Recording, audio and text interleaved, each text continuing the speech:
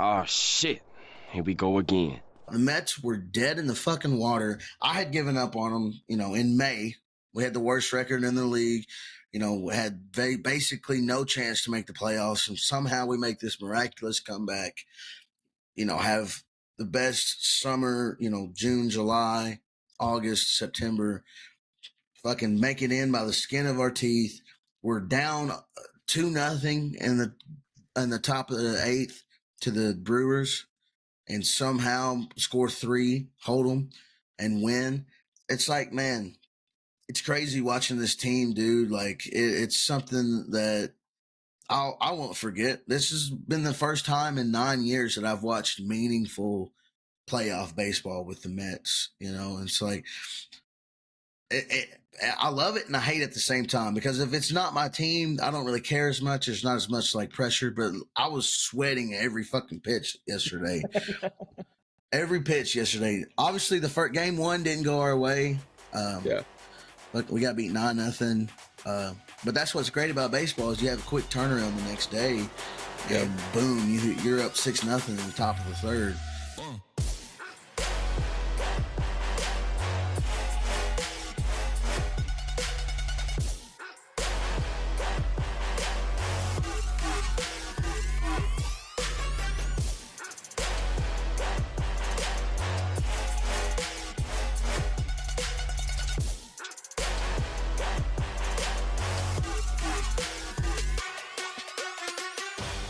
Ladies and gentlemen,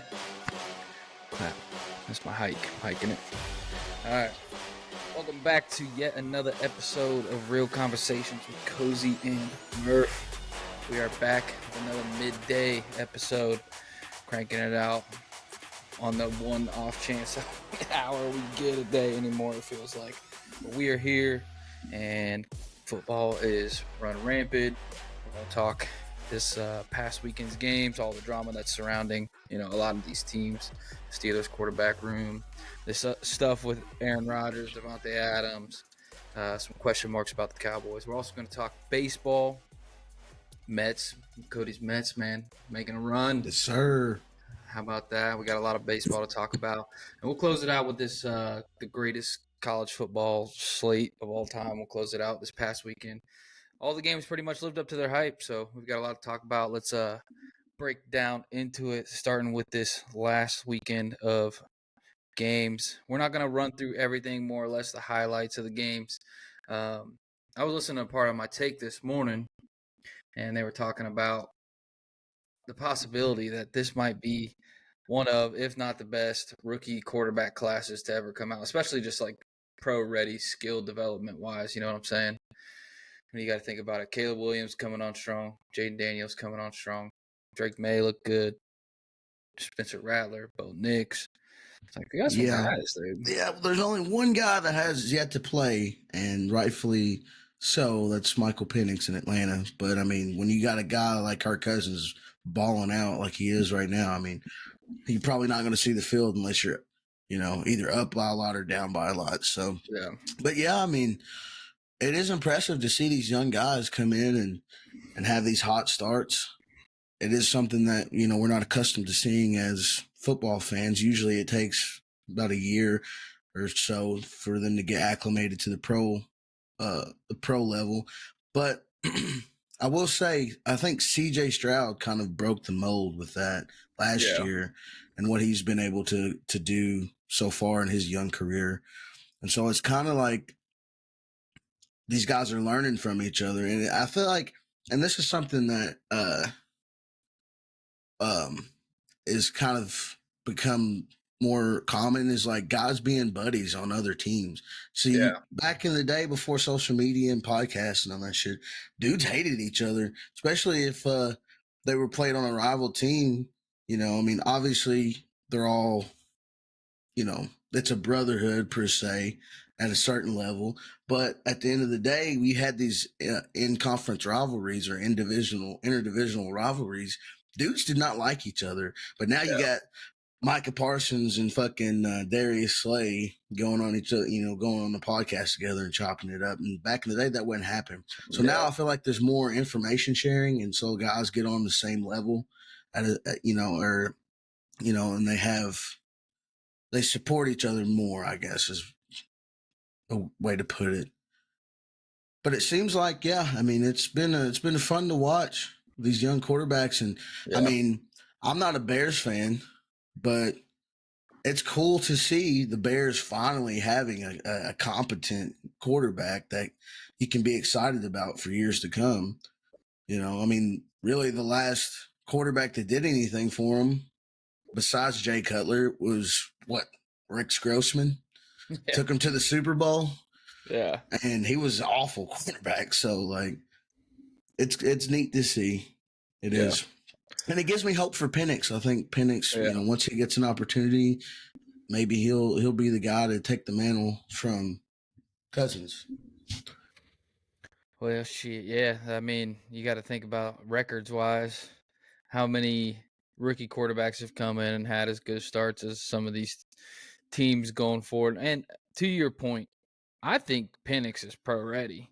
I think their Falcons, it may have been the not favorable play to draft him, but when you look at the like Jordan Love, for example, like this is Right. kind of like a Jordan Love scenario. Like when Kirk's done in a couple years, Penix will have sat behind one of the, best leaders, locker room leaders, guys like quarterback, like Just brain smarts guys. You know what I'm saying?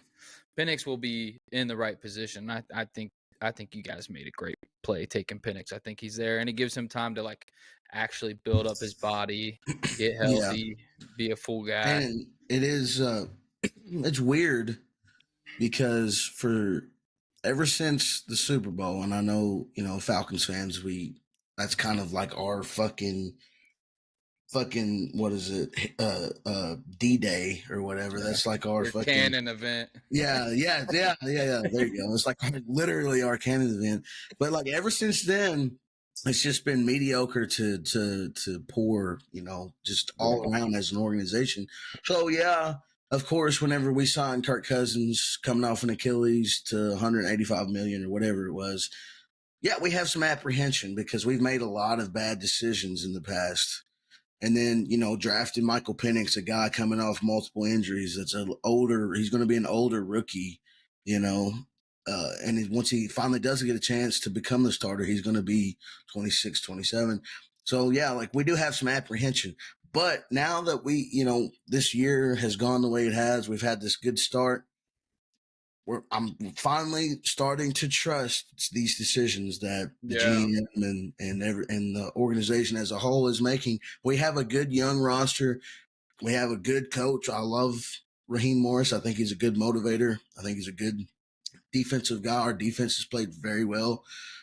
Our secondary is really good.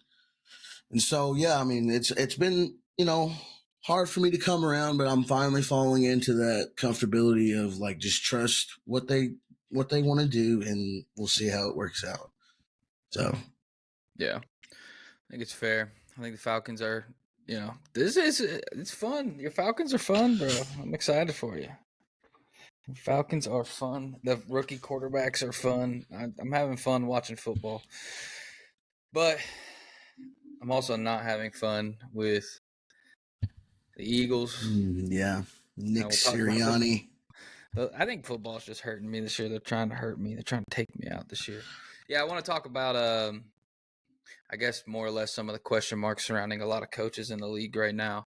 Like, obviously, the Cowboys stomped by Detroit. That was one of the all-time just ass whoopings put on. Obviously, there's been more points. There's been bigger point deficit, but the way that the Lions just went in there, tapped into Dallas and to Jerry World on his birthday and literally just curb stomped him to death. It was like insane. I watched, a little bit of the first half, and then I was like, okay, how do the Cowboys only score 6 points in the first half with that offense? And then later on in the afternoon, or later on, I checked the score again, and it's like they haven't even scored a touchdown. They didn't even score a touchdown the whole game. It's 47-9. And, I know the Detroit is great. Like, don't get me wrong, they're one of the premier contenders in the league, but I figured the Cowboys would put up a little bit more of a fight in that game, and Yeah. it just seemed like they packed it in. After that first Montgomery touchdown where he broke like 2 or 3 tackles and got in the end zone, it was like that was it. Yeah. And I know the Cowboys defense was banged up and they were missing some guys. But at the end of the day, this is the NFL. That's no excuse. It's next man up, and Yeah. but the offense, that was the more concerning thing is the Yeah. offense.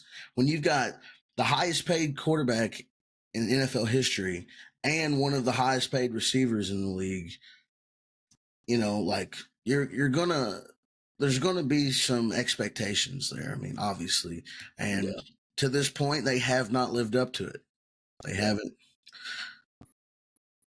I think that comes, I don't know if it comes back to Jerry not spending any money this offseason or if it is the loss of, I guess, locker room kind of feel for Mike McCarthy. Then that was the whole point of me even bringing up this game. It's like, what can the Cowboys do? They're sitting at 3-3, and the division's tight. I mean, you got to do something if you want to pull something off in that division.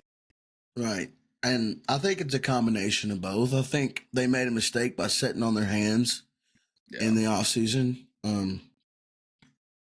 With that being said, obviously they have a lot of money. I feel like the deal with Dak was already done, but they just waited to announce it. But like maybe that's why they didn't have a lot to work with in the offseason.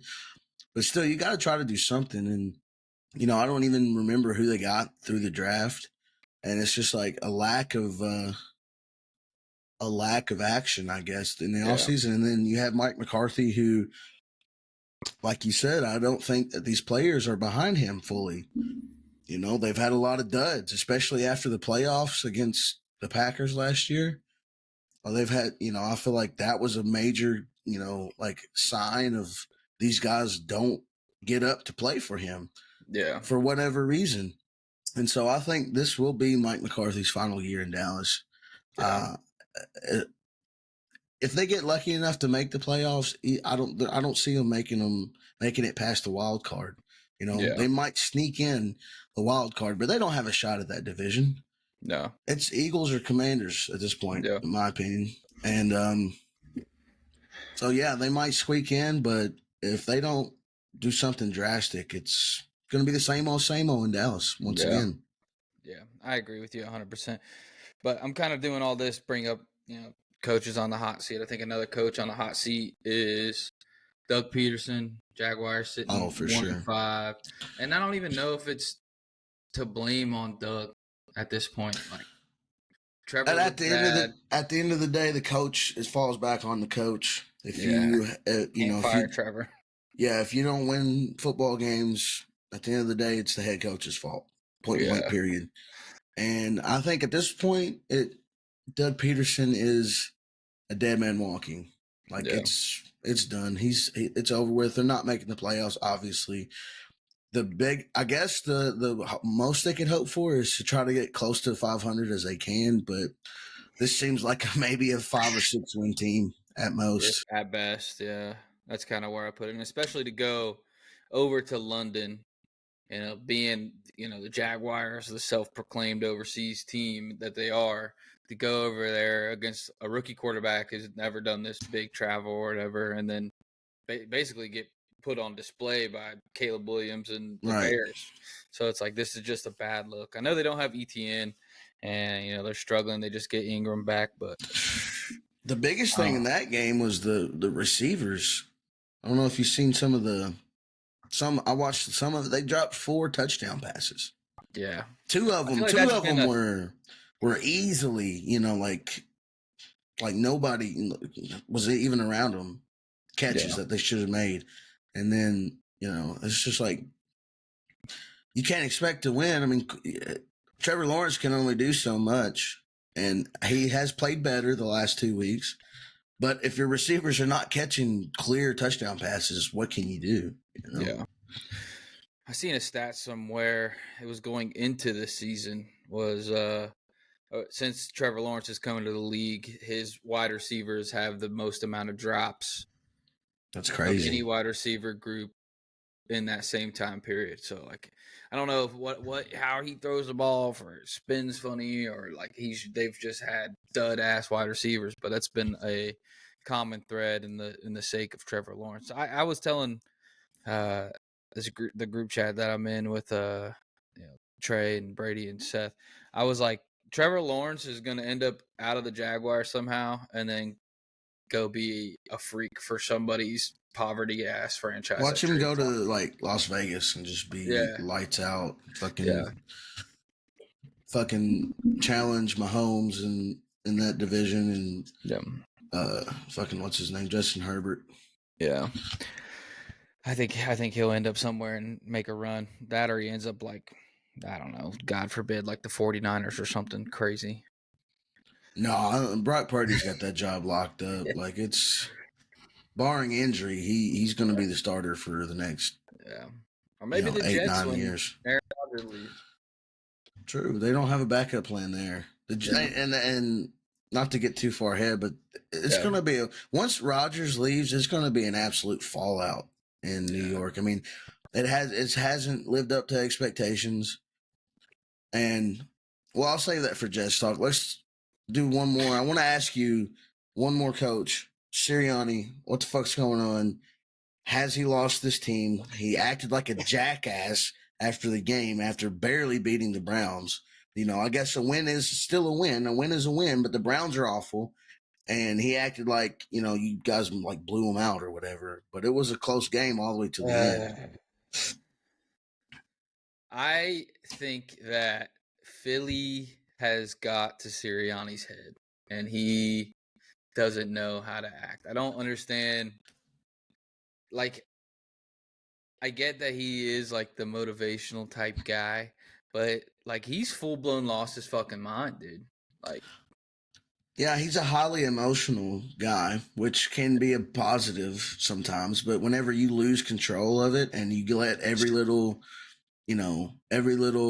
thing through the media affect your ego and you're insecure about a lot of these things, like you can see it through body yeah, language and through the way he acts and his press conferences.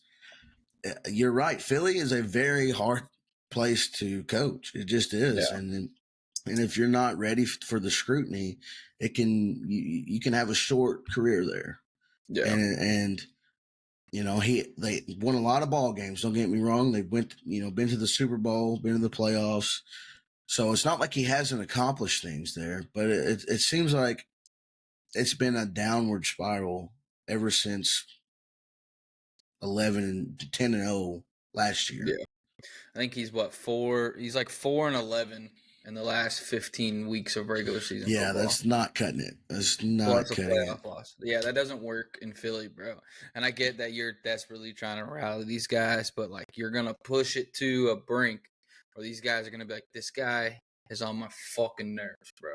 All right. Like, get out of the way and let us play football. And I think the game looked closer than it really was because one block kick is like a botch play. That's 7 points, right? So now it's a 10-10 game going into half instead of a 13-3 game, the 10-point swing, right? And then them scoring, 2 field goals. We've got should have been like 23-10, I feel like, or 23-9 because we missed a field goal as well. So 23-9, but it was close. It was nice to see AJ Brown back and Devontae Smith back, and both of them getting touchdown catches. Saquon kind of took a back seat, and Jalen Hurts didn't have a turnover for once, so that's that's good stuff. And we're holding. Our defense is doing better, but Right. And I think that's the most important thing is that you've got all your guys back now. And, yeah, that the offensive side of the ball, you guys have fucking everybody that you could ask for. Obviously losing Jason Kelsey, that's hard to replace, but your offensive line hasn't been terrible, I feel like. Um, your defense, especially this back half, the secondary, kind of shaky, but they played yeah, well enough to win this past week. And I feel like you said, they are getting better. But Yeah. man, the biggest concern is the coaching right now, That's where I'm because at with it. you guys have all the tools to be a successful football team, but you just, Yeah. for whatever reason, you've kind of Yeah. fallen off. But still have a winning record, 2-1 at home, still in the divisional, conversation to win the division. But gotta watch out for those Commanders, man. Jaden Daniels is a very good football player. Yeah. How I see it moving forward is if we're not leading division at the halfway mark, they're probably gonna make an in-season move and let Kellen Moore run it the rest of the year. I mean, it's not unprecedented, obviously. Yeah. Especially if We've there's some more antics, he's yelling at people in the stands and stuff. I that's don't care what that's anybody says. crazy. What other I coach don't. do you see doing that? I don't care who you are or how you feel or what you think. Like, bro, you are the face of this team in the sense of coaching, bro. Just move on. Go to the locker room with your Right. boys. Save it for You're the winning. locker room. You're yelling at the people that literally fucking pay you. Yeah. You wouldn't have a fucking job if it wasn't for these people. And that's the thing. I think a lot of the coaches and players, I won't say a lot, but some of them lose sight of, dude, these are everyday blue collar, working Americans that spend, especially if they're bringing their family. You might spend $800, $900, $1,000 to Yeah. bring your fucking family to the game to watch and support. So, like, Easily. yeah, I mean, I know fans can be nasty, and it's a mutual respect thing. You got to have respect for the players. The players got to have respect for the fans, and that goes for the coaches as well. But man, you can't be like, just yelling at them and making an ass out of yourself like that. Like I said, I mean, I get it. He's an emotional guy. I'm an emotional guy. I've done some things, obviously on the softball field and in competition that, I'm like, man, I probably shouldn't have done that. That was a bad look. Probably took But it too hard. yeah, but at the end of the day, I'm not getting paid millions of dollars for people to come watch my team play. So it is a different standard there. Yeah, especially Philly. I mean, the crowds are. If you're getting booed, bro, do better. That's all I gotta say. That's it, plain and simple. If you're getting booed, that's plain and simple. I think for the most part, every other coach is kind of floating, and there's a couple other ones like Zach Taylor. He's probably pushing. They get a win this week. If they keep spiraling downward, I mean, he's going to be the first one out the door. I don't know. Fucking Antonio Pierce. The Raiders have been not good the last 2-3 weeks. They just Obviously don't have much going though. Well, and then you have the shit with Devontae Adams, and I don't know if you saw the clip of Max Crosby pushing one of the coaches. Yeah. So obviously there's some discord there, and it's not looking great. But he's a first. This is his first year, so I think they'll give him at least one more year, see what happens. But yeah, I think for the most part, everybody else is probably outside of the coaches that we've talked about. Everybody else is solid. One thing I did want to bring up. Did you see Aiden Hutchinson's leg?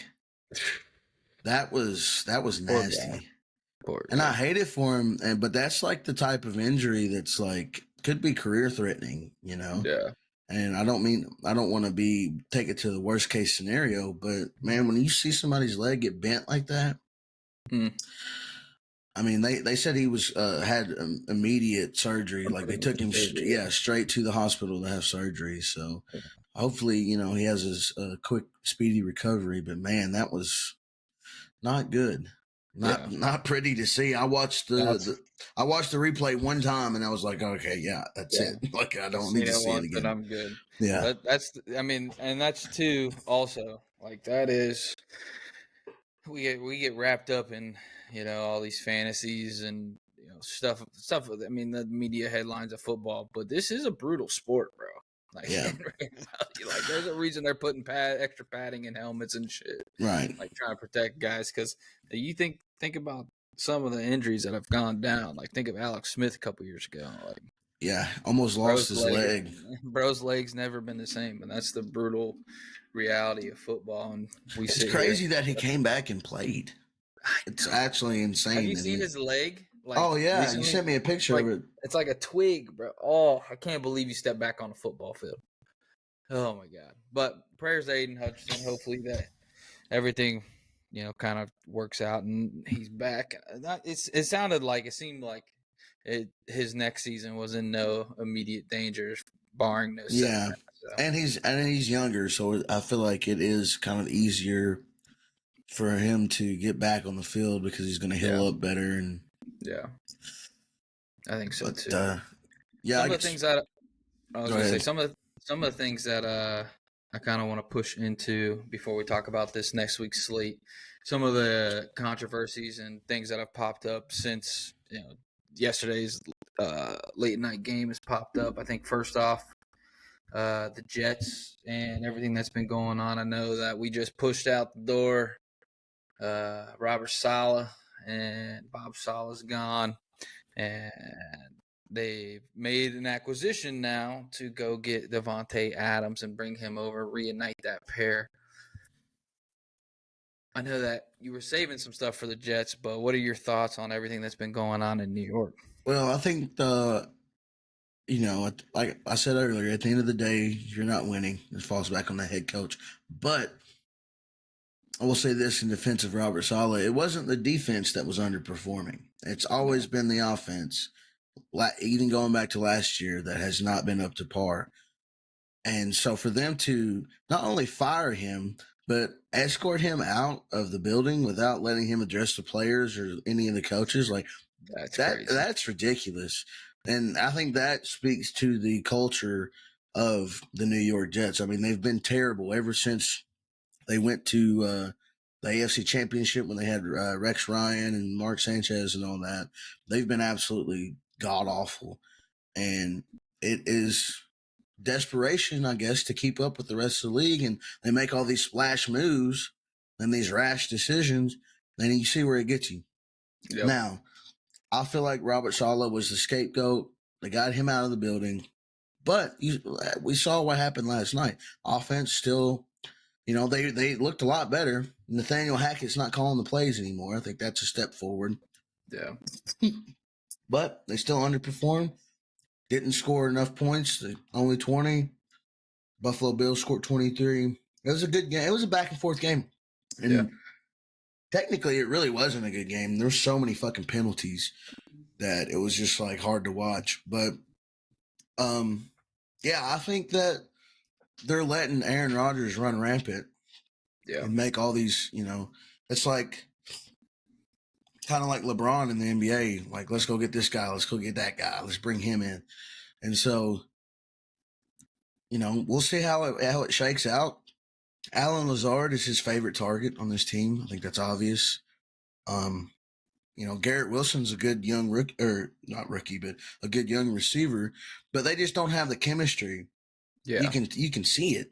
They just don't have the chemistry that Rodgers and Lazard has. Also, I think Rodgers is still fighting that ankle sprain that he had against the Vikings last week. So he didn't look as mobile. And it's hard for a 40, plus year old to look mobile on a football field. But yeah, I think that they're in desperate times right now. It's win now. Yeah. Because Rodgers, this is his last year on the contract, I think. And so if they don't win now, like I said earlier, the fallout is going to be, you're going to be replacing everybody. Yeah. You're just going to have to you're going to be, yeah, you're going to get rid of all your older guys. I think you keep Breece Hall and Garrett Wilson. Yeah. Defensively, I think you keep some of the younger guys there, but you're going to have to clear cap space and just totally restart after Aaron Rodgers leaves the building, because depending on who you hire as the coach next year, there's just so many question marks there. Yeah. And we've been waiting on the Jets to be good for, like I said, a long time. And each year it seems like, they make these moves and they're going to be a contender, but it always seems to happen. Whether it's, Rodgers tearing his Achilles last year, first, 4 plays of the season. I mean, who could have predicted that? Yeah. And then it's just a total you're fighting an uphill battle from there on out. There on out. So I don't know. There's a lot of question marks surrounding the Jets, and frankly, I mean, I don't really care about the Jets because we don't. I mean, the Falcons we don't ever play them. They're in the AFC, and so it's just like but it is a talking point around the NFL conversation. It's a big market. They spend a lot of money, so we do have to address it. Yeah, it's kind of and it's like you said, it's a peak conversation point. I think the Adams move was almost very foreseeable. It's like, where else really was he going to go? Who else was going to take that on? And who better than to reignite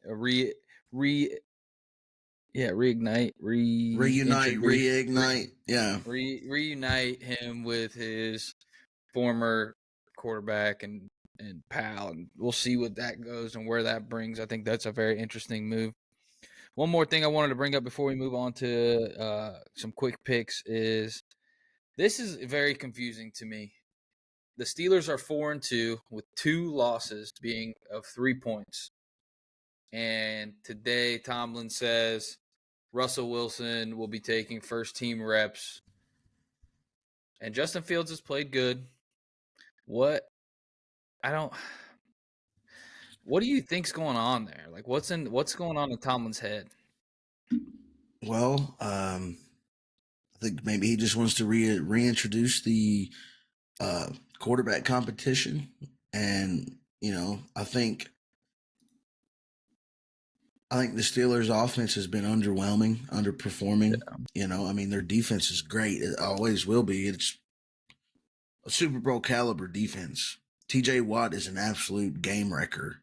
I mean, we seen it. I watched the game 1 against the Falcons, week 1, and he was all over the place in the backfield. So I think, I mean, Tomlin he likes to play those mind games. I mean, that's how he gets the best out of his players is igniting that competition, that competitive fuel. And I think competition makes everybody better because you got to be on your A game every day or you might get your spot taken.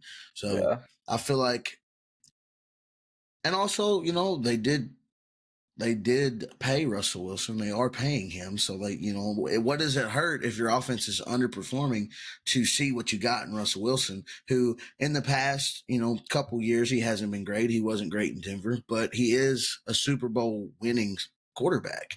He hasn't always put up great numbers, but he is good enough to win football games. We've seen that. And so, like I said, I just think that maybe, he just wants to see something different on the offensive end. And who knows if Russell goes in and throws 2 picks and looks awful in the first half, who's to say that we don't see Fields come right back on in the second half and take back over. So short leash, I'd say. Yeah, it was kind of my question mark. I don't, I guess I can see the perspective there, but my concern would be if the locker rooms rallied behind Fields and Fields he's putting them in position to win games. You know what I'm saying? He's not turning the ball over, which Russ doesn't do that very much either. I mean, he has the game manager. He is the quintessential game manager. So I guess we'll see kind of how that plays out. But it was a good question mark that was brought up in some of the shows that I watched this morning. I say we roll ahead and go through these quick picks, and then we can talk about some baseball. Alrighty, sounds good. Quick flip. We got Thursday night, October 17th, 8:15 on Prime Video. The Broncos travel to New Orleans to play the Saints. I don't know about the health of Derek Carr. I'm going to bank to say that Derek Carr comes back saying that. The Saints haven't played great the last couple weeks, even with Derek Carr under helm. 2-4, they started out, everybody said this is the best team the Saints have had, blah, blah, blah, blah. And now look at them, they're 2-4, 1-2 at home. I think you leave Spencer Rattler in there. He, like you said, he didn't look awful. No. And if Carr's health is still in question, Yeah. I think you just roll with Spencer Rattler because it's not like you're facing a Broncos team that's going to put up a ton of points. The total is sitting at 37.5 right now. Yeah. So it's like, we're not expecting to see a lot of points. The Saints put up 27 on a Bucks defense that is not, terrible. They're not bad at all. So I think you got to see what you got with Spencer and maybe kick the can down the road a little bit with Derek Carr. Yeah. But yeah, I would go Saints here. I'm gonna go Saints Yeah. at home. I think I like Saints here Even too. though Denver is a 2.5 point favorite. I So know that's I think crazy to me. that's an indication that maybe Rattler is the starter. Yeah. That's kind of where I'm thinking. I think Saints can get it done. Kamara's a beast still. Rashid Shaheed is an athletic freak. All right, Sunday we got another London game for the Jaguars. They might as well just stay over there. The 1-5 Patriots against the 1-5 Jaguars. Drake May looked good. Yeah. Jacksonville's a 5.5 point favorite. I want to take, I think that's probably a lot because of the travel. Yeah. Because the Jaguars are staying over in London. But man, I think the Patriots can get it done. I think so too. I I think think their defense is good enough. I think their defense is good enough. I think the Jaguars are they're just not a good football team, and obviously the Patriots aren't great either. But I think that Drake May looked good enough that he can do enough. Let's say I'm not saying it's going to be a blowout on either way. I think it's going to be a close game, but I think I'll take the Patriots here. Yeah, I think the Jaguars need this win because if they lose this game, back-to-back rookie quarterbacks overseas and staying there a week, I think there's going to be a lot of clearing house and question marks and things that are come up. I'm going to take the Jaguars here, but I don't think it's going to be a pretty game. I think Jags win, and they're going to survive one more week before people start hitting it down the road. At least let them come back to the States before you fire Doug and make them have to catch a separate flight back to fucking the States. You know what I'm saying? Yeah. All right. Well, at 1 o'clock slate kicks off the 1 o'clock slate. We have the Seahawks going to Atlanta to play your Falcons. This will be a tough game for you, I think. It will. I mean, Seahawks are hungry. They've played really close, very competitive games. I know they kind of got the game against San Francisco kind of got away from them. But Geno and DK, I feel like it's a very dangerous duo. Obviously, you got Tyler Lockett, Jackson Smith and Jigba, Kenneth Walker. Their defense is not as bad as the stats may indicate. I feel like they still have a pretty decent defense. Their head coach is a defensive guy from Baltimore. But yeah, I mean, I got to roll with my boys. I got to roll with Atlanta at home, 2.5 point favorite.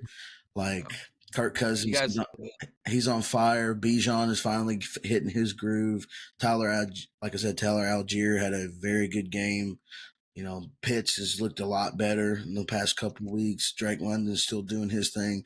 Our defense, like I said, our secondary is fucking really good. Like, I don't want to say, they're the best in the league, but, you got Jesse Bates, Justin Simmons, AJ Terrell. I think that's enough to be able to cover the Seahawks receiving core. I'm going Falcons at home. Yeah, I got Falcons here too. I believe in everything that you just said. I think the Seahawks are a good team, and I think they're gonna be one of those teams that have a good push towards the end of the season as they kind of figure out how they're navigating this season. And they haven't. I mean, Kenneth Walker's been hurt a lot this season. They're gonna figure some things out. They've got a good receiving core. Metcalf and Jackson Smith and Jigba and Tyler Lockett. They still have some dogs out there. You know what I'm saying? Right. Yeah. Next game is the Titans going to Buffalo to play the Bills. I don't have much to say here. I think Buffalo gets it done. Titans kind of have a lot of turmoil in that locker room and with everything especially this past week. Yeah. That's one thing we didn't really talk about in that previous segment was, obviously the guy's rookie head coach, Callahan, but the Titans look awful. They're one of, you got the Jags, the Browns, the Titans, Patriots, all just absolute shit show.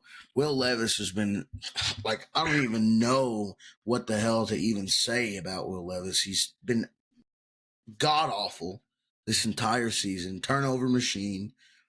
And it's just, I don't see a lot of positives there for Tennessee. You know, they got the thing with Ridley.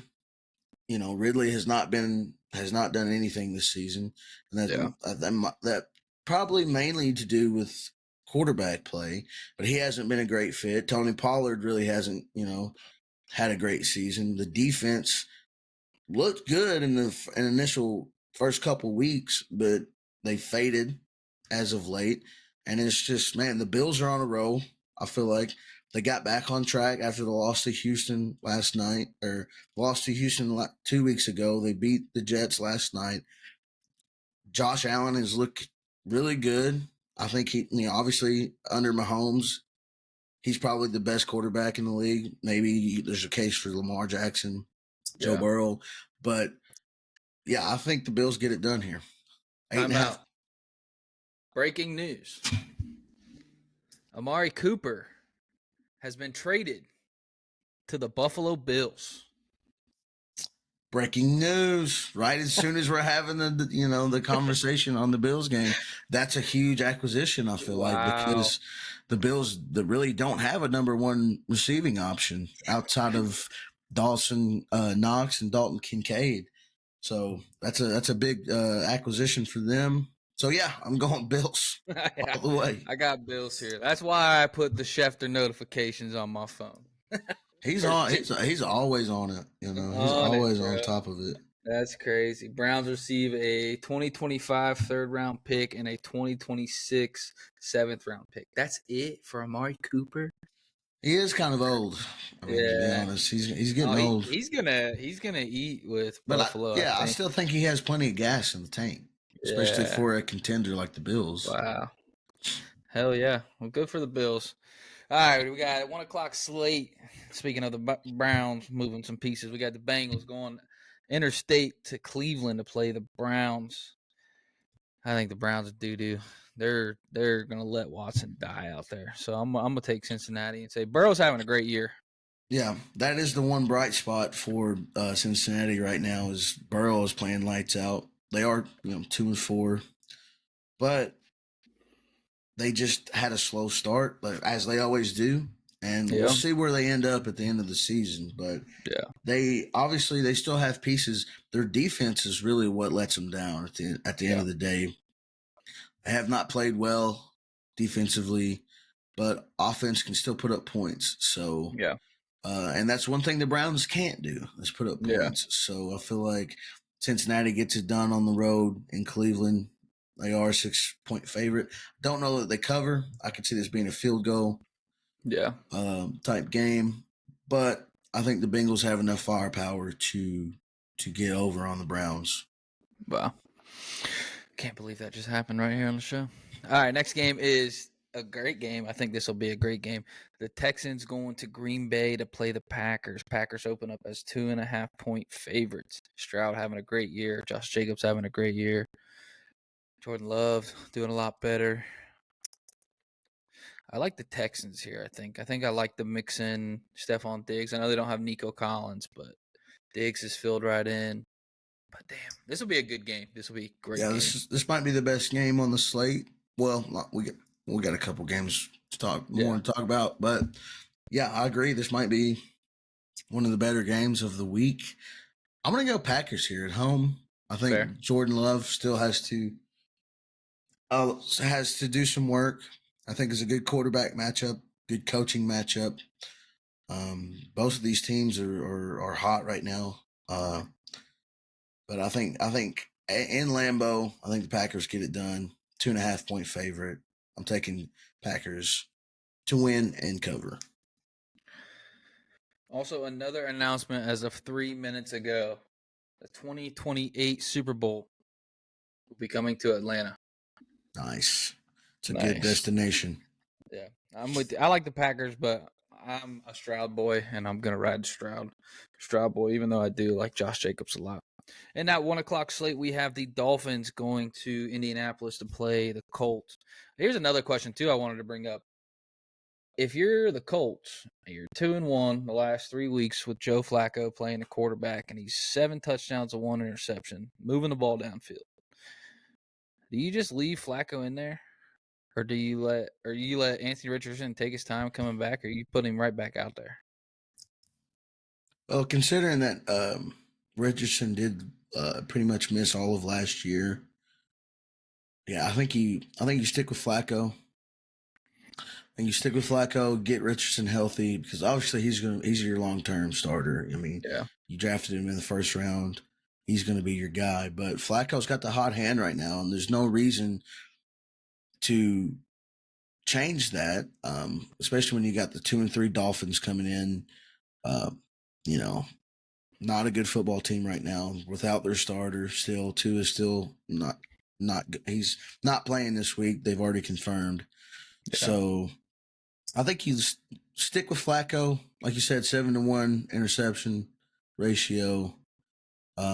This is a big game. This is a big game for the Colts. This could have, this could put them in well, obviously they're already in the second spot, but you go to 4-3, the Texans lose, sitting at 5-2.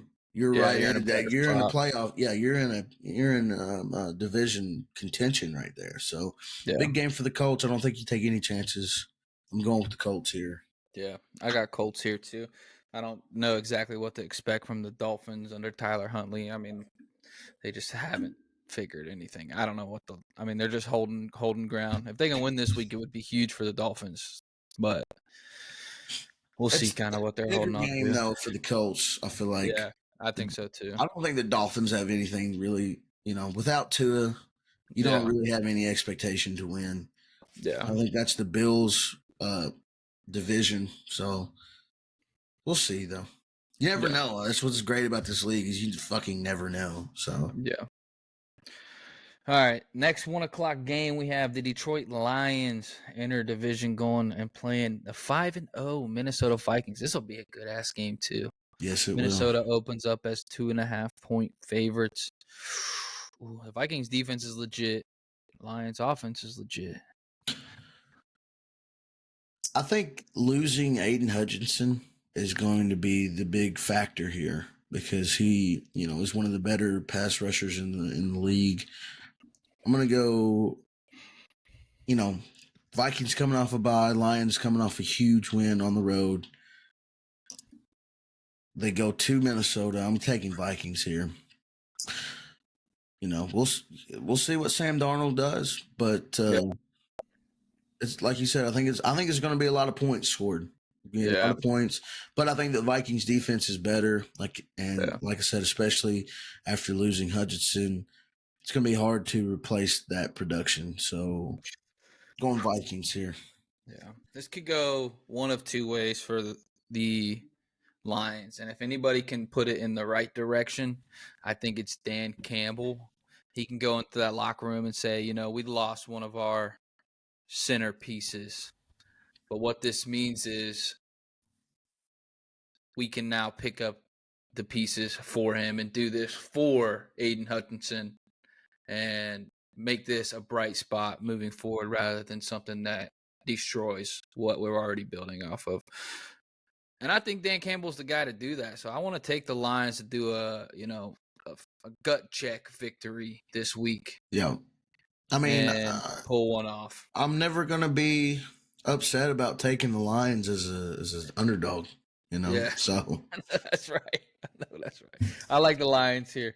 All right, last game in the 1 o'clock slate. We have Philly going to New York playing the Giants. Now, Daniel Jones has looked a lot better in recent weeks, and Philly has not looked great. But with everybody returning, a week of play, finding a W, I'm going to take Philly to move to 4-2 and take control of the division. I'm with you. I'm with you there. Daniel Jones, they called a lot of design runs for him in That that. boy can run. And yeah, but it's surprising to see, given his injury history, that they are putting him in the line of fire like that. Yeah. That being said, I agree with what you said. Everybody coming back, getting healthy, getting a get right game under their belt with the Browns. I think they come to New York, fired up, ready to go. Sirianni's going to have to fucking rein it in just a little bit, but I think the Eagles get the victory here. Yeah, fair. I like that. All right, 4:05 kickoff. We've got the Raiders going out to LA to play the Rams. Raiders did just trade away Devontae Adams. Stafford and the boys, I think, are looking to get Cooper Kupp back, but it doesn't mean that they're really a good team. They're coming off a bye, so it gives them a chance to get healthy. I don't know what to expect with the Raiders. Aiden O'Connell starting. Alexander Madison's their lead back. Yeah, this is a tough one, really. I mean, it's a toss-up. The Rams are a 6.5-point favorite, but like you said, neither one of these teams are really you could consider a good football team right now. I think having Stafford, the experience factor there, and McVay, the chemistry between those two, I think they're gonna, especially at home, maybe having Cooper Kupp back. I'm really waiting on Puka Nakua to get back out there because he's on my fucking fantasy IR right now. But yeah, I'm gonna take the Rams. Fair. I don't like think the they Rams here, cover. too. I don't think they cover though. No. 6.5. That's a lot. Yeah. I like Kyron Williams a lot. I think he'll have a big game. I think he helps out a lot too in that Yes. offense game. All right, next game in the 4:05 slate is the 1-5 Panthers going to Washington to play the Commanders. Now, the Commanders have looked fantastic, but something I feel like a rookie quarterback could do, and I'm going to call my shot here, is overlook a team when you're playing well. That's true. And if there's a catch me game, it's this game right here. You get caught by a team that's still full of professionals. It could be right here. Right. And for 3.5 quarters on Sunday against Atlanta, the Panthers put up a pretty good fight. I mean, that game was not over until about 5 minutes left in the fourth. So, yeah, I mean, it would be very easy for this offensive unit to come out and lay an egg. But they've looked so good. I believe in Jaden Daniels. I believe Dan Quinn is a good enough defensive coach to kind of stifle what the Panthers want to do. I'm taking the Commanders at home. 7.5. 7.5 seems like high to me. I think 5.5, 6 is probably a better value. But yeah, I think money line wise, I'm taking Commanders all day. Yeah, that's where I'm at. I like the Commanders here, but I do feel like the Panthers are better than their 1-5 record at this point. Than kind of. I mean, and who knows? We might see Bryce Young back. Yeah, true. We'll never know. All right, 4:25 game, the only time slot here. We got this is probably be a good matchup too, one of our favorable ones. The 5-0 Chiefs going to San Fran to play the 49ers. 49ers looking to kind of put themselves back in the positive direction. Brock Purdy looked a lot better last week. I know Jordan Mason went down hurt. They don't have McCaffrey yet. Kansas City's trying to figure out what they're doing offensively. Mahomes hasn't looked great, but yet they're 5-0. This could be the game where they get got, though. Yeah, that's exactly what I was going to say. This feels like a gotcha game. It seems like the 49ers revenge game for the Super Bowl. Mahomes, like you said, hasn't played great. Purdy he looks really good. I mean, 9 touchdowns, 4 interceptions. It could be better there. But yeah, I think the Niners are obviously the more healthy team, especially playing at home. It's hard to fade the Chiefs though, being a 1.5 point underdog. Yeah. So I might take Chiefs. I don't know, man. I don't know. I'm gonna take Niners to win. To win. I've got Niners here as well. I think the Chiefs aren't gonna. They just got at some point it's catching them. Everybody gets got. Exactly, and they've gotten so lucky. The refs can only save your ass so many times. Yeah, this one's in San Fran. You know what I'm saying? Like, this is. I think this is the game where they get got. We'll see though. It'll be a good game. It'll be a fun one. Everybody in America is rooting for the Niners. I know, and I hate the Niners, but I'm pulling for them in this game. Yeah. I'm pulling for them. Knock the fucking Chiefs off their little pedestal. All right, 8:20 Sunday night game. Another primetime game for the Aaron Rodgers-led Jets, this time with the boy Davante Adams. If we're seeing Russell Wilson, does that sway your game at all? I think it does. I think, as much shit as I just talked about the Jets, I'm thinking Jets here. I think they so, have to have this win. This is desperation. If you lose this game, the season's effectively over. Yeah. The Steelers are 4-2. Like I said, they have a great defense, but I think getting Davante Adams back, even though, he will be on a short week of practice, obviously he won't be fully integrated to the offense, but he has that chemistry with Rodgers. I think the Jets, like I said, that this is nut cutting time. Winner, go home, basically. Like, pretty much. If you lose this game, you're pretty much out of the playoffs, statistically speaking. Like, I'm not saying it's not possible, but, given everything in the past, you have to win this game. This is a must-win game. So I'm going to take the Jets here on the road. It's going to be in a hostile environment. It always is at Heinz Field, but I think gotta have it. Yeah, I think the Jets get it done. Yeah, that's where I'm at with the Jets. I think they should have beaten Buffalo. For sure. They dropped one they should have had last night. Yep. So I think they're a good team still. They're figuring things out slowly but surely. There's connections already there. Things are building up. Obviously, you look at it like this. This is Rodgers' first season with this offense. So I think, and then getting back Adams is huge. We'll see what the Steelers bring. They've only lost 2 games by 3 points. 6 points collectively. So at some point there's going to be a game where one gets away from it. And it could be this one. I see it. All right, let's move on to Monday night. We got a doubleheader Monday night. I do like these Monday night doubleheaders. We got the Ravens and the Buccaneers, the battle of the 4-2s. I think Baker has been great, but the Ravens are a fucking train. Oh, they just be running on people, bro. Yeah, and I don't know the stats, but I'm not confident in the Buccaneers' ability to stop the run. Yeah. The Ravens, that's their strong suit. Two really good football teams, though. The Buccaneers can put up a lot of points in a like that. So it's going to be a good one. And I feel like these Monday night doubleheaders, there's always one game that's fucking trash, and there's one game that's really good. So I think this will be the really good game. I think the Ravens go into Tampa, solidify their status as Super Bowl contenders, take one, and also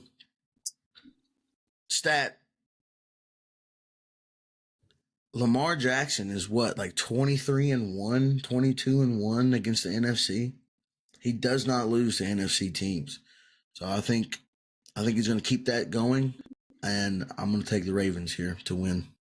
Yeah, I'm with the Ravens on this one. I think they're making their move, and they're putting themselves in prime position to run away from the rest of this division. They seem to be the most headstrong team in this division at this point. The last game on this slate is the 9 p.m. game, which is the Chargers going to Arizona to play the Cardinals. I don't think Marvin Harrison will clear concussion protocol going into this. I don't know the full health of James Conner. And I think the Chargers are, a very competent football team. Dobbins has been running wild. Herbert's still very good. I'd take the Chargers here. Yeah, being without Marvin Harrison as your main weapon, really, on offense, outside of maybe Trey McBride, it's going to be hard for Kyler and them to put up the points needed to win this game. I think, like you said, any team coached by John Harbaugh is going to be a competent, or Jim Harbaugh, I should say, is going to be a competent football team. The team's always going to be prepared. He's one of the best coaches in the last 20 years, both in college and professional. I'm taking Chargers as well to win. I'll take them to win and cover. They're 2.5-point favorite. Yeah, I like that a lot. That is a good play. I just got the notification that the Eagles and Bengals will now be 1 p.m. and the Bears Commanders is now 4:25. So that's not this week, but the week after. Some flex action. I'm going to that Eagles Bengals game, so that's Nice. why I have the notification set up. And it's supposed to be a whiteout for the Bengals, so I will be there in green.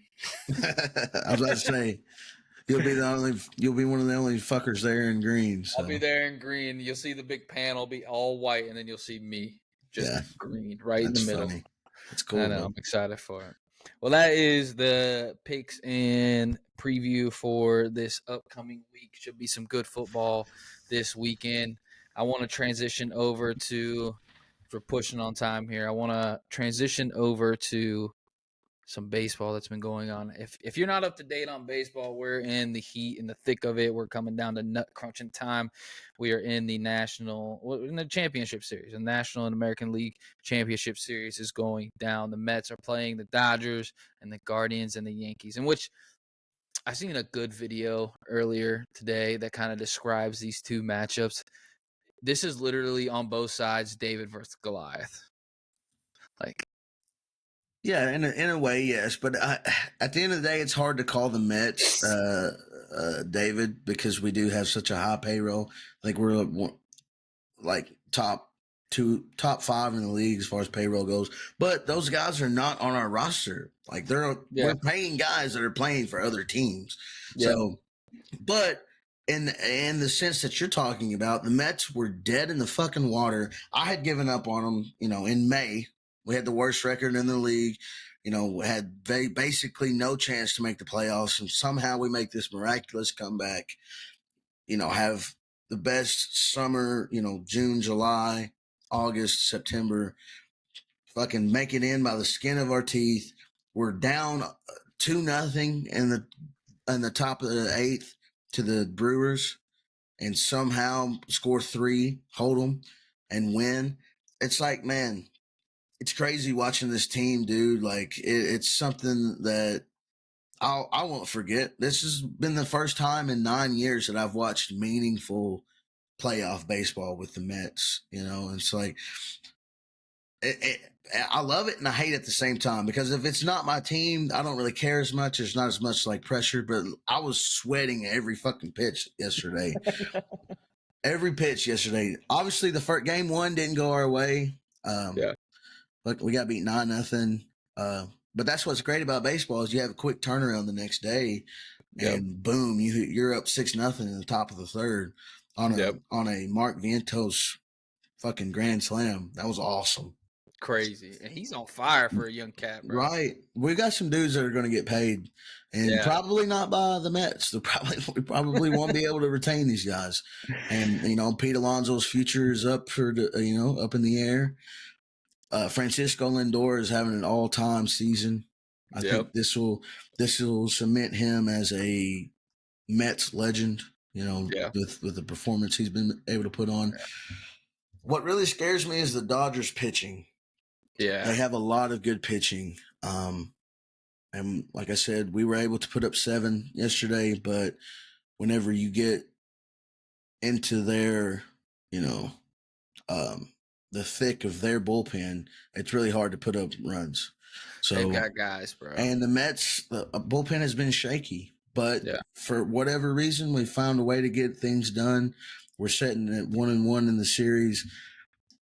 And fuck the Dodgers. They spent $1 billion in the fucking offseason to go get Shohei Ohtani and I can't remember the Yamamoto, the Japanese dude. And it's like, dude, you look at their roster top to bottom, they have power. Every single bat is home run potential. Kike Hernandez, one of the better playoff postseason hitters. Max Muncy. You got Gavin Lux, Freddie Freeman, Mookie Betts, Teoscar Hernandez, who won the home run derby. So it's like your fucking heart is in your throat every time somebody gets up to bat. You're like, dude, with one swing of the bat, the game could be over or tied or whatever. And so it's just yeah. I mean, I totally get the analogy of David versus Goliath because the Dodgers, have been dominant for the last 5-6 years, in playoff baseball. Then on the other side, you got the Yankees and the Guardians. I think everybody's rooting for the Guardians if you're not, outside of the metro New York City area. Yeah. I have no respect for your fandom if you're a Yankees fan that does not live in New York City. I With you. absolutely it's so they've got 27 championships. Like get a real team. Like the Yankees, look at their roster. Same with the Dodgers. Look at their roster, top to bottom, including the pitching. You got Giancarlo Stanton, Aaron Judge, Juan Soto, Anthony Rizzo, Garrett Cole, Carlos Rodon. They got guys, bro. Right, and it's like they should win this series. Yeah. It was a pretty good game last night, though. I mean, yeah, no, it was a good game. It got pretty close there. There was a chance for the Guardians to kind of wrap back into it, but I mean, what Judge and Soto are doing is unreal. They carried this team all season. And I think good for the Guardians. I think Jose Ramirez is one of, if not the best, like at third base and hitting, and he's like one of the best players, especially in Guardians history. And then like there's multiple storylines that could run great here. Like Mets face Guardians in World Series, like Lindor against Cleveland. You know what I'm saying? Like the dagger that kills Cleveland again is Lindor leaving, or Cleveland one-upping, or you got the Metro Series, or you got the Battle to Giants and the Yankees and Dodgers. There's a lot of good headlines. Baseball is very interesting right now. So if you're curious about watching baseball, now's the time to do it because literally every single fucking pitch matters. Like every pitch. And that's the one thing that I love about baseball is that you can't just run the clock out. You have to pitch to these guys. You got to get them out. Like you can't just, run the ball 3-4 times in a row and then the game's over. Or you can't just hold it until the shot clock runs down. Like if you get Ohtani up and there's nowhere to put him on the bases, you got to pitch to him. One of the most dangerous hitter in baseball right now. You have to give him a chance to hit the ball. So, yeah, it is very. I think this is probably what the MLB wanted. This was like the dream scenario for the last 4 teams because of what you said of all the storyline possibilities that could. I think the last thing people want to see is Dodgers Guardians. Yeah, but. Guardians haven't won in 47 years, so it would be huge headline. Or not 47, a lot longer than that. The Mets 60 something. The Mets haven't won since '86. That's what I was thinking of. But the Guardians haven't won in a long, long time. Yeah. So the one that would mean the most would be Guardians against Mets because it'd be the most passionate of the fan bases. I feel like. And that's what I'm pulling for. I do think Mets Yankees would be fun, but. And nobody wants to see Dodgers Yankees. Nobody wants to see that. Oh my god! I hate the fucking. That'd be the worst case scenario. Yeah, I don't know if I would even watch. Honestly, at that point, I would just say, "All right, Ohtani, get your ring. Good luck." Yeah, because I don't want the Yankees to win another one. Fuck them. Yeah.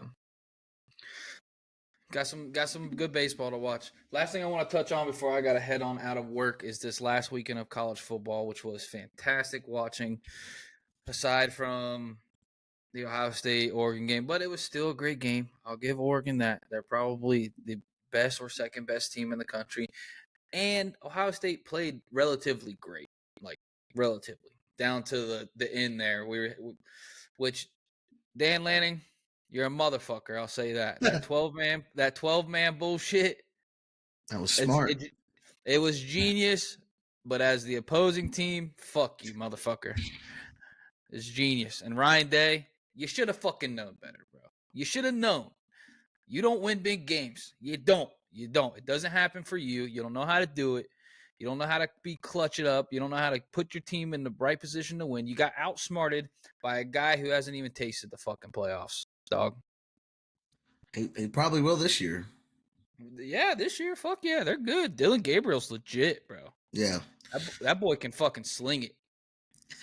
Yes, and their defense is pretty good too. So Yeah, no, it they're was a good it little was a good squad. game. I can't believe Will Howard slid down to run the clock out. Like, what are you thinking, bro?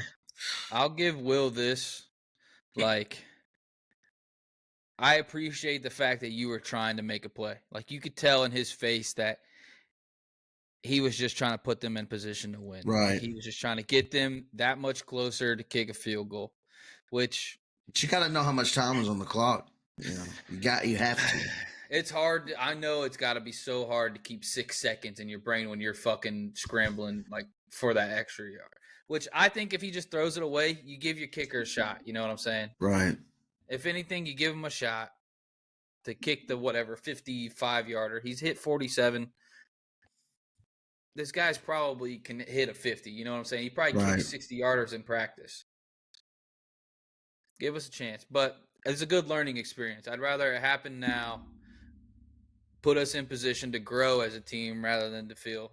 And I'll say this too, Buckeyes first trip across country, and new Big Ten teams. We've never done this in season. Go all the way out to fucking Oregon. You know what I'm saying? Yeah. This is a whole different. This is a whole different battle. This is basically a playoff game in the middle of the season.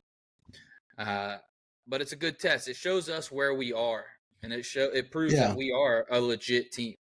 Right. And yeah, you're not out of it. You're not out of Yeah. playoff contention at all. You know, especially the loss to Oregon, a team like Oregon. I guess the only thing I want to say about the Kentucky game is it's just a fucking reiteration of what I've been saying for the last year and a half. Stoops got to go. Sorry, buddy. Stoops gotta go. We were talking before the podcast. It's eerily similar to the situation with Calipari. You know, they elevated both Calipari and Stoops have elevated these programs and brought them up into relevancy, back into relevancy, but it's fizzled out. The last few years have just not gone the way that they should have. I think we need a fresh start, a new look. We just can't continue to have these silly, undisciplined penalties, undisciplined, football. Like, there was no reason for Vandy to be a 12-point underdog. They were a 12-point underdog in this game. And so I bet the shit out of that. I was like, Vandy's going to win this game. But it's not like the Cats didn't have chances. We had our opportunities, but like I said, due to coaching errors and this, that, and the other, it slips through our hands. We lose 20-13 at home. We're 2-10 in the SEC in the last 3 years or whatever. Brock Vandegrift, I don't know about him, man. I don't know about him. I don't think so. I don't know about him. I would rather see Gavin Wimsatt in there. Yeah.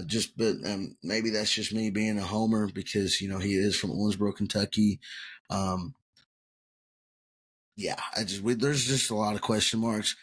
The Ole Miss, don't get me wrong, the Ole Miss game, the Ole Miss win, that was a big win. But at the end of the day, I don't think Ole Miss is as good as people think they are. I think we'll look up at the end of the season and they'll be 8-4, 9-3, somewhere like that. I don't think they're a top 10 team for sure. So that's really all I got to say. We got to get rid of Stoops after this year. It's a done deal. 7-5 football. We'll be playing in the Duke's Mayo Bowl against Boise State.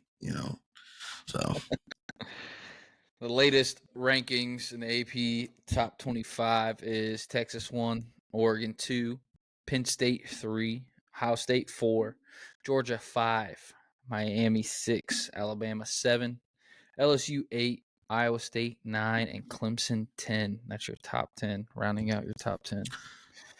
I'll tell you what, Clemson has come on after getting their shit pushed in by Georgia. They've come alive the last just 5 weeks. Their offense has really come together, which, I mean, fuck Clemson, but good for them in the same breath.